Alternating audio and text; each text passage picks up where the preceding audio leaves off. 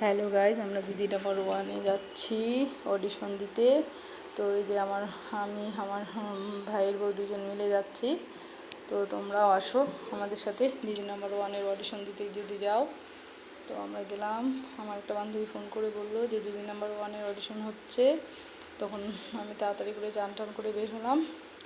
বের হয়ে আমি আর আমার ভাইয়ের বউ মিলে দুজনে মিলে যাচ্ছি।